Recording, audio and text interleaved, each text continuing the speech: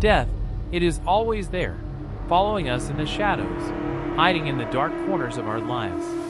We do not notice it until it knocks on the door, and then we cannot avoid facing the truth. Today you will hear 4 real stories, for confessions of people who took their darkest secrets to the grave. But before they passed away, they managed to say something that changed the fate of their families forever. If you've made it this far, you're already marked. Like, share, subscribe. There's no turning back now. Dad, is there anything else you want to say? Melanie's voice quivered slightly as she leaned closer, gripping her father's hand. His breathing was shallow, eyes glazed, but suddenly he tightened his grip, startling her. He slowly turned his head, his pale lips pulling into a faint, unsettling smile. Melanie, he whispered, voice barely audible. It's beneath the floor, under your old bedroom. Melanie froze. The chill of his words rushed down her spine like ice water. Beneath her old bedroom? What could possibly be there? She opened her mouth, desperate to ask more, but the monitor behind him buzzed harshly. Nurses burst in, and in seconds, Melanie was pushed away. She watched helplessly as they struggled to stabilize him, but deep down, she knew it was over. Her father had said what he needed. He was finally gone. Melanie drove back to the old family home that same evening, the late October rain blurring the windshield, obscuring the familiar roads. The image of her father's final grin lingered stubbornly. He'd always been the warmest man she'd known, gentle, kind, morally unshakable.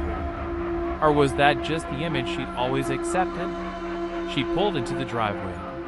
The old house loomed ahead, windows darkened and empty, wrapped in vines like memories clinging desperately to fading walls.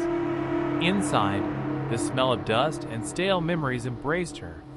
Melanie hesitated near the staircase, her heart pounding in rhythm with the storm outside. Her father's words echoed. Beneath the floor, your old bedroom. She climbed slowly, each step creaking beneath her weight, sending soft echoes through the empty halls. Her old bedroom door groaned as she pushed it open, and immediately she felt 12 again, uncertain, alone, afraid of imaginary monsters under the bed. But this time, she wondered if the monsters were ever truly imaginary. Melanie knelt on the wooden floor, gently knocking, listening for a hollow sound. She tapped again, carefully, until a hollow echo rang beneath her knuckles. Her heart skipped. Her breath quickened as she frantically searched for something to pry up the boards. Finding a rusty screwdriver from the hallway closet, Melanie wedged it under the floorboard and lifted it sharply. Beneath was a shallow compartment, dusty and forgotten. Her trembling fingers brushed away the grime, revealing a faded metal box. As she slowly lifted the lid, Melanie's blood ran cold. Inside were old photographs, yellowed envelopes, and newspaper clippings. Melanie felt a rush of confusion, curiosity, and dread. She lifted a photograph, black and white, grainy, almost unrecognizable. It showed a girl about Melanie's age at 13, smiling hesitantly at the camera. On the back, scribbled hastily, was just one name, Anna. Melanie had never heard the name before. Who was she? A lost relative? A stranger? But the sense of dread wouldn't fade. As she lifted another item, a faded news article, her breath caught painfully in her throat. The headline burned into her mind. Local girl missing. Community devastated. Search continues. It was dated almost 30 years ago, long before she was born. The article told of a girl named Anna Harlow, who'd vanished overnight, leaving behind only questions and desperate parents. Melanie's head spun. Why would her father hide these clippings? And why under her bedroom? She reached for an envelope next, her fingers shaking. Inside was a handwritten note, the ink smudged and blurred. Richard, what have you done? She trusted you. We trusted you. God help us! Melanie's breath came short and ragged now. Richard, her father's name. Why was someone accusing him of betrayal, of possibly something horrible? Her father, the man she trusted completely. Could it be true? Her hands trembled, scattering papers across the floor. More articles, more photographs, all of Anna. All carefully hidden, all connected to the father she had loved so deeply. In a daze, Melanie stumbled downstairs, desperate for air, for sanity. She needed answers. But where? And from whom? Everyone who might know was gone, silenced by time or death. She paused in the hallway, staring at a family portrait, her father smiling brightly, warmly, lovingly. Could a man with eyes so kind hide such dark secrets? Then she noticed something strange. Behind the picture frame, a small slip of paper peeked out. Melanie quickly snatched the frame from the wall, prying out the yellowed note carefully. The handwriting was her father's, clean, unmistakable. Forgive me. It was never supposed to happen this way. Melanie's vision blurred, the room spinning slightly. What did it mean? What had her father done? Her phone suddenly buzzed, startling her violently. She glanced at it through watery eyes. It was her Aunt Margaret, her father's sister. Perhaps Margaret knew more. She answered immediately, voice trembling. Aunt Margaret, Dad's gone. And I found something. A pause. Melanie, did your father tell you? Melanie felt her stomach twist. Margaret knew. Tell me what, Margaret? Margaret's voice dropped to a whisper, cautious, fearful. We swore we'd never speak of it. Your father made us promise. Please, Melanie begged. I need to know who Anna was.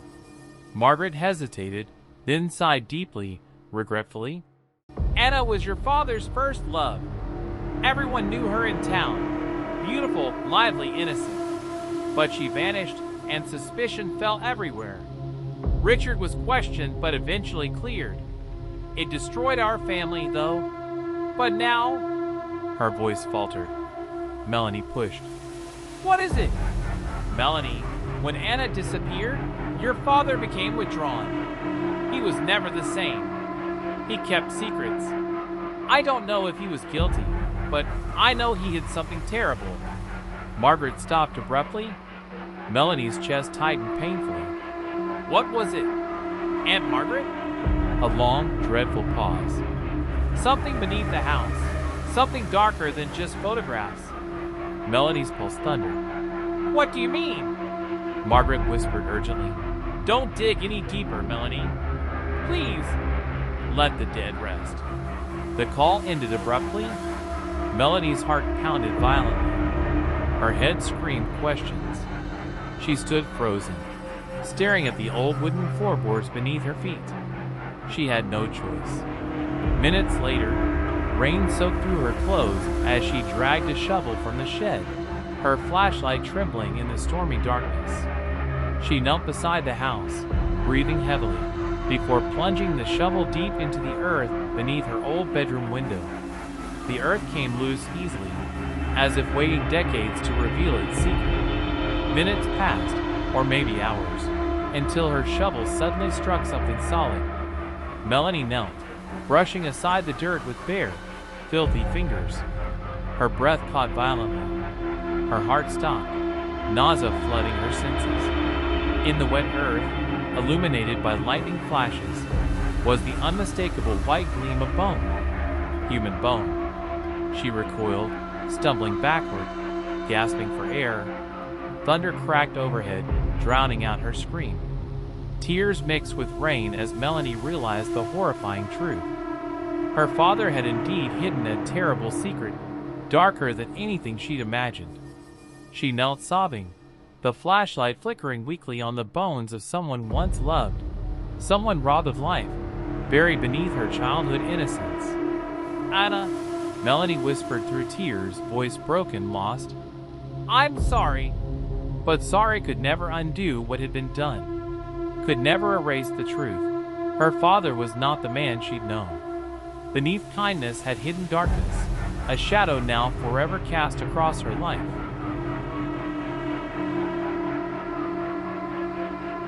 "She had her mother's eyes," whispered Sarah, her voice thin, frail, barely audible above the hum of hospital monitors. "Those beautiful green eyes, begging me, pleading all night. But I did nothing. God forgive me." Her son, Adam, leaned forward, heart hammering in his chest. "Mom, what are you talking about?" Sarah's eyes flickered open briefly, heavy with guilt. Her pale, papery skin glistened in the hospital's dim lights. "I should have protected her, Adam. Your sister." Adam felt as if the ground beneath him had suddenly vanished. "Sister? Mom, I don't have a sister." "You did," Sarah said softly. "But now it's too late." Her eyes closed slowly, sealing her secret forever. Adam's mouth went dry, the room spinning around him, memories of childhood suddenly filled with sinister shadows. A sister? Adam stumbled from the hospital, haunted by his mother's confession. It made no sense. He was an only child, yet the pain in his mother's dying eyes had been real, raw, unmistakable. Back at home, Adam tore through dusty boxes in his attic, desperately hunting for clues. Photo albums, keepsakes, fragments of a past he never questioned until now. His hands trembled as he opened an old shoebox labeled "Memories." Inside were yellowing Polaroids of his parents, young and carefree. But as Adam flipped through, a faded photograph slipped to the floor. He picked it up, freezing instantly. A baby girl, perhaps 2 years old, stared into the camera with large, piercing green eyes, his mother's eyes. On the back, in faded pencil, "Abigail, 1985. Adam's pulse quickened painfully. Abigail. Who was she? Why had her existence been erased? He dialed his father's number immediately, the phone shaking in his hand. After several rings, the old man answered groggily. "Adam? Is everything okay?" Adam's voice shook. "Who was Abigail?" A long, stifling pause filled the line. When his father finally spoke, his voice was thin, brittle. "Why? Why are you asking about Abigail now? Mom mentioned her. Before she died. Said she was my sister." Silence again. Finally, his father exhaled, the sound heavy, burdened by grief. "Come over tomorrow. We'll talk." The following morning, Adam entered his father's small, dimly lit living room. His father sat silently, eyes sunken, shoulders slumped. On the coffee table lay several old photos and documents. "Dad, please," Adam urged quietly. "Who was Abigail?" His father sighed deeply, his voice trembling. "Abigail was your sister. Your mother never wanted you to know. We thought it was best. Abigail disappeared when she was 2. It happened before you were born. It destroyed us both." Adam stared at him, stunned. "Disappeared? How?" His father's eyes darkened. "One night she was just gone. No trace, no clues. Your mother blamed herself. I blamed myself. The police had no answers. It tore us apart. Your mother could never forgive herself." Adam swallowed painfully. "Mom said she heard Abigail screaming for help." His father's face paled, eyes widening. "She said what?" Adam nodded slowly, dread rising. "She said Abigail begged her all night, but Mom did nothing. She died thinking she failed." His father's hand shook, and his voice cracked. "Your mother always claimed she heard Abigail calling from the woods behind our old house. We searched those woods countless times, found nothing. Police said it was grief, hallucinations. I believed them, or I wanted to." Adam's mind raced. "Do you think she was really there?" His father looked haunted. "God, Adam, I don't know anymore." Unable to shake his mother's words, Adam returned to his childhood home, abandoned and overgrown. The dark woods behind the house loomed ominously, as if watching him, whispering dark secrets. Memories rose like ghosts, innocent playtimes now twisted by shadows. Armed only with an old flashlight, Adam stepped into the woods. Branches scraped against him, darkness thickening around him. Every snapping twig sent chills down his spine. He followed an invisible path, driven only by instinct and grief. Then he heard it, a whisper, faint yet chillingly clear. "Adam!" He spun around. "Who's there?" Silence. He pushed deeper, breathing ragged, heart pounding furiously. His flashlight trembled, barely piercing the gloom. Suddenly, the beam illuminated something in the shadows. A small, crumbling wooden shack. Adam hesitated, terror and curiosity warring inside him. Slowly, he pushed open the decaying door, his flashlight flickering wildly. Inside was musty darkness, the scent of rot and abandonment thick. He stepped inside carefully, light dancing over walls etched with faded childish drawings. Flowers, animals, smiling stick figures, and one word scratched repeatedly, obsessively. "Mommy!" His blood turned cold. Abigail had been here. But how? The beam moved slowly to a corner. Adam's stomach churned violently.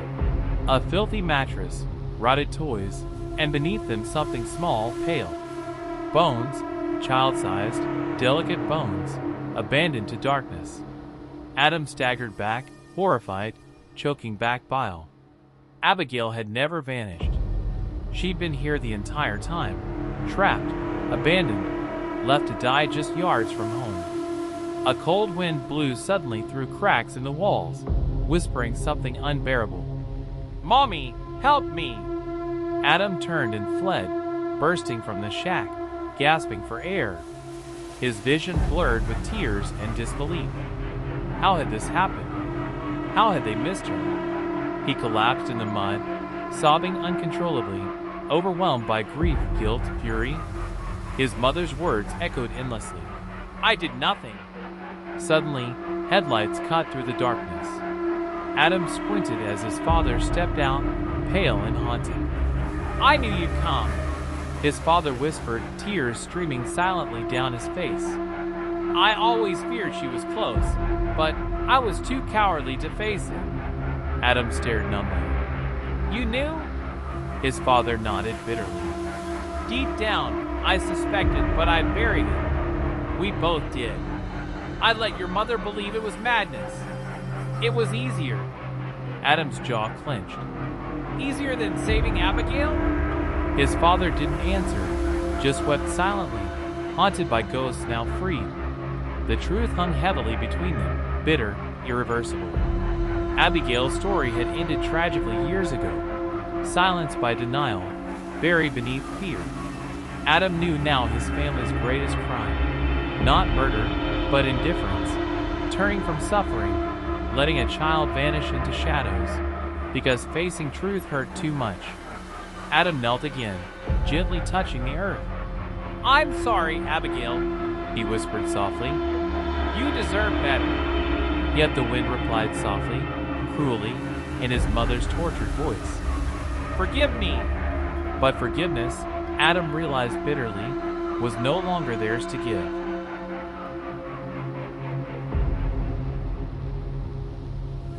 "It wasn't the house settling, Alex," whispered George, his voice raspy, frail with age.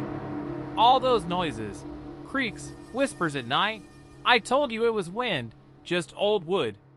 But he was always there, inside that closet." Alex stared at his grandfather, wide-eyed. 17, skeptical by nature, but something in George's watery gaze sent chills crawling down his spine. He glanced nervously at the hallway closet, always locked, always off-limits. "What do you mean, Grandpa?" Alex asked, voice shaking slightly. "Who was in the closet?" George sighed heavily, eyes drifting toward the ceiling as if recalling nightmares he'd spent decades suppressing. "The boy," George finally murmured. The one we weren't supposed to talk about. Alex's pulse quickened. What boy? George looked away, sadness and guilt etched deep on his face. Open the closet, Alex. You deserve to know the truth. Alex hesitated, frozen, but curiosity and fear propelled him forward. His heart hammered as he stood before the closet door, its paint chipped and faded, handle rusted from years of neglect. With trembling fingers, Alex twisted the handle slowly. It resisted, creaking angrily, as if warning him away. Finally, with a sudden snap, it opened, swinging wide into darkness. At first, Alex saw nothing, just old coats, moth-eaten clothes, boxes piled carelessly. But then, he noticed scratches, frenzied, desperate, covering the inside walls, carvings made by small, panicked fingers. He reached in, his hand brushing against something hard, cold. A small metal box hidden behind faded coats. Pulling it out, Alex knelt, breath tight in his chest as he opened it slowly. Inside were photos, faded Polaroids of a small, hollow-eyed boy around 6 years old. Dirty clothes, scared expression, haunted eyes. Behind him, George spoke quietly, regretfully. His name was Tommy. Tommy? Alex whispered, looking back, heart pounding. Who was Tommy? Your uncle, George said softly, voice trembling. My youngest son. Alex reeled. He'd never heard about an uncle, certainly not one named Tommy. Why didn't anyone tell me? George leaned forward, tears glistening. Because Tommy wasn't like other kids. Something was wrong. Your grandmother said he was dangerous, uncontrollable, that something evil lived inside him. We believed her. I believed her. Alex's chest tightened painfully. So, you locked him in the closet? George nodded, ashamed. Only at night at first, but soon more and more. It was cruel, horrible, but we were afraid of him. Your grandmother convinced us it was the only way to control him. But one night, we opened the closet and he was gone. Just vanished. Alex shivered, horrified. Gone? How could he just disappear? George looked away, haunted. We never knew. We lied to the neighbors, said he ran away. Over time, even we believed it. But the truth was much darker. Alex's heart thudded, his imagination spiraling wildly. What truth? George met Alex's gaze, eyes haunted. Tommy never left this house, Alex. He's still here, in the walls, beneath the floors, whispering. He never forgave us. That night, Alex tossed restlessly in bed, every creak, every whispering breeze now sinister. He jolted awake, breath rapid, sweat soaked. Was he losing his mind? Or was something in this house really alive, hidden? Unable to sleep, Alex wandered through the house, flashlight shaking slightly. Suddenly, from downstairs, a faint scratching, soft at first, growing louder, more insistent. His heart slammed painfully. Grandpa? He called softly. Silence. Then more scratching, from behind the basement door.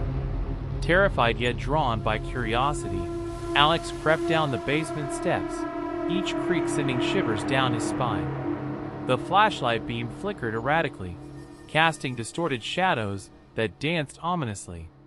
The scratching grew louder, closer. At the bottom of the stairs, Alex's light landed on an old wooden panel, slightly ajar, embedded in the basement wall. Heart racing, he approached cautiously, hand trembling as he pulled it aside. Behind it, darkness stretched into a narrow crawl space, damp and musty. Breathing raggedly, he crawled inside, claustrophobic fear tightening around him like a vice. Then his flashlight illuminated something pale, skeletal, curled tightly. He recoiled, nearly dropping the flashlight, horror choking him. Human remains. Small, child-sized. Tommy, Alex whispered, voice shaking violently. Behind him, the panel slammed shut. Alex screamed, spinning around, trapped in pitch blackness, the air thick with dread. Suddenly, a childish whisper filled the crawl space, chillingly clear. "Play with me, Alex." "Who's there?" Alex shouted desperately, panic clawing at his chest. "You found me," whispered the voice softly, almost playfully. "No one ever found me. Are you going to leave me again?" I didn't know," Alex cried, tears spilling down his cheeks. "Please let me out." The whisper grew angry, sorrowful. "They all left me, Alex. Locked me away. But I waited. I knew someone would come back." The flashlight flickered weakly, briefly illuminating Tommy's ghostly figure, ragged, hollow-eyed, reaching out with thin, pale fingers. Alex shrieked, stumbling backward into the bones, horror overwhelming him. Upstairs, George awoke abruptly, heart pounding. He staggered downstairs, drawn to the basement by sounds he'd heard years ago, sounds that haunted his dreams nightly. "Alex?" George shouted, fear gripping him tightly. He threw open the panel, revealing Alex curled tightly, trembling, pale with shock. "He's here," Alex gasped. "Tommy's here." George's eyes filled with tears, remorse flooding him. "Forgive me, Tommy," he whispered, voice breaking. "It's all my fault." The crawl space suddenly turned icy cold. Tommy's whispers rose sharply, agonized, furious, desperate. "You left me. You all left me." George stumbled back, terror and guilt overwhelming. "I'm sorry, Tommy. Please forgive me." Then silence, complete, heavy, suffocating. The flashlight flickered back on weakly. Tommy was gone, leaving only bones and painful truths. Days later, after police had finally removed the remains, George stood silently beside Alex, both haunted by ghosts never truly put to rest. George spoke quietly, voice heavy with regret. "Some secrets don't stay buried, Alex. They always come back, especially the ones hidden out of shame." Alex nodded quietly, looking away, forever changed. George sighed deeply, eyes distant. "And now we must both live knowing we were too late." Alex closed his eyes, hearing again Tommy's anguished whisper in his memory. Painful, accusing, eternal. No matter how tightly locked, some doors always reopen.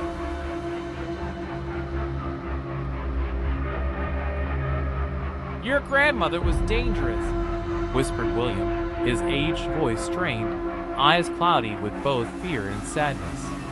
"I knew, but I loved her anyway. I covered for her. Now, Jessica, my conscience is clear, but yours?" Jessica froze, staring at her grandfather as his life ebbed away in the flickering lamplight of his bedside. Her pulse thundered in her ears. "What do you mean, Grandpa? What did Grandma do?" William coughed weakly, eyes drifting to the shadows dancing on the walls. "Check her room, Jess. The drawer beneath her jewelry box. Find the letters." Then, with a shuddering breath, he fell silent, eyes drifting shut. Jessica gently released his hand, heart racing, mind spiraling. She'd loved her grandmother dearly. Warm hugs, homemade cookies, stories whispered at bedtime. Dangerous? Impossible. But as she moved through the darkened house, every shadow seemed heavier, every creak ominous. Her grandmother's room was just as she remembered, comfortable, neat, painfully familiar. Yet now, it felt sinister, as if holding dark secrets beneath its cozy facade. Her fingers shook as she opened the small drawer. Beneath old scarves lay a bundle of letters, yellowed and brittle with age, bound tightly by faded ribbon. With trembling hands, Jessica untied the ribbon, spreading the letters across the bed. The handwriting was her grandmother's, elegant, precise. Jessica began reading, quickly realizing these weren't simple letters, they were confessions. November 2nd, 1968. I had no choice. he would have exposed everything. William suspects nothing. My secret is safe, hidden deep beneath the orchard. Jessica's pulse quickened. Another letter. December 15th, 1970. God forgive me. He came too close, knew too much. This time beneath the old well. William helped without knowing. He always does. Jessica's stomach twisted, breath shallow, nausea surging. Her sweet grandmother. Was it possible she'd hidden something monstrous beneath her kindness? Jessica turned another letter. This one different, rushed panic. July 4th, 1973. I can't keep lying. William suspects he found blood in the cellar, but he said nothing. Why won't he confront me? How much does he truly know? Jessica staggered back, heart racing wildly. Blood in the cellar? She stumbled toward the cellar door, each step heavy, reluctant yet compelled. Opening the cellar slowly, the musty scent of old earth and decay engulfed her. The wooden steps creaked painfully underfoot as she descended, flashlight shaking uncontrollably. Her beam swept across cobweb shelves, dusty jars, broken crates. Then, there, in a shadowed corner, a strange discoloration stained the dirt floor. Dark red, faded yet unmistakable. Blood. Jessica knelt, scraping gently at the earth, revealing something hard beneath. Frantically digging, she uncovered a rusted knife, crusted in dried blood. Her breathing ragged, panic overwhelming her. What had her grandmother done? Suddenly, footsteps creaked above. Jessica froze, eyes wide with terror. Jess? Called her mother softly from the top of the stairs. Is everything okay? Jessica exhaled sharply, hiding the knife. Yeah, Mom. Just checking something Grandpa mentioned. Her mother appeared uneasy, eyes avoiding Jessica's gaze. Jess, let this rest, okay? Your grandparents' secrets won't help us now. Jessica stepped forward, voice urgent. You knew something was wrong, didn't you? Her mother's expression tightened painfully. Everyone knew your grandmother had secrets. But we kept quiet because facing them meant destroying this family. Your grandfather hid her sins, and I did too. Jessica stared in disbelief. But she hurt people. Her mother nodded slowly, regretfully. Yes, she did. But admitting it meant admitting we were accomplices. Your grandfather hoped the truth would die with him. But he told you instead. Jessica felt betrayal and rage bubble inside her. Who did she hurt? Her mother hesitated painfully. Men from town. Strangers passing through. Anyone who threatened to expose her past. Your grandmother had dark impulses. Something broken inside her. We pretended it wasn't there. Jessica's voice broke bitterly. And Grandpa protected her. Her mother sighed deeply. He loved her. And love sometimes makes monsters of us all.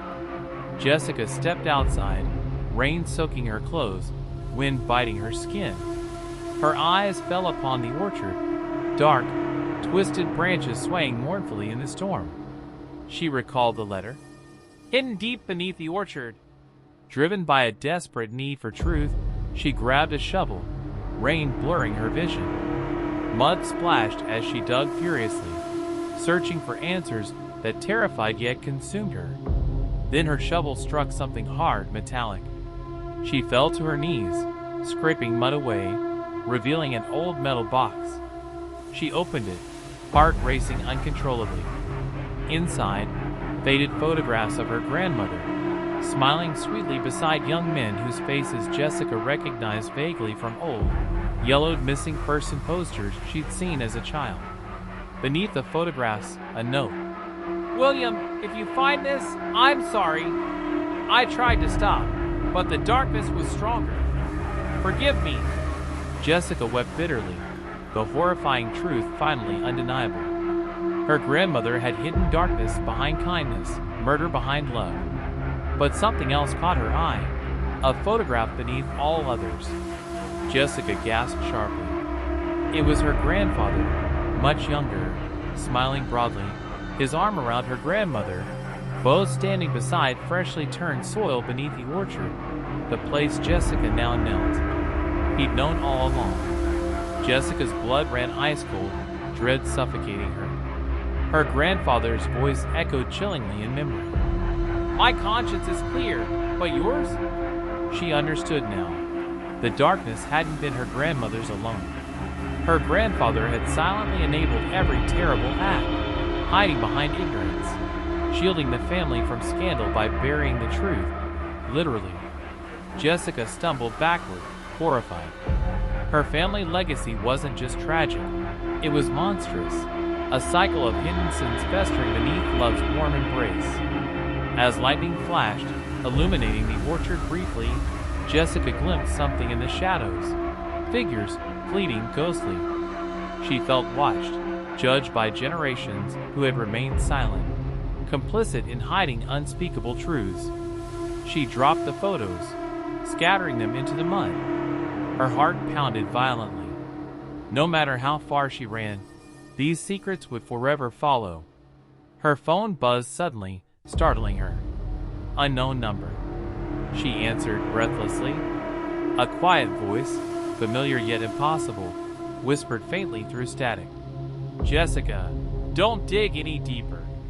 You'll never escape." She dropped the phone, trembling violently. Her grandmother's voice, impossible yet unmistakable. Jessica stood frozen beneath the storm, realizing bitterly that family secrets, buried deep, never truly stayed beneath the ground. They waited, whispered, watched. She felt suddenly cold, wrapped tightly in a ghostly, suffocating embrace. The dark legacy of her family, forever binding her to a truth too terrible to face yet impossible to escape. For stories.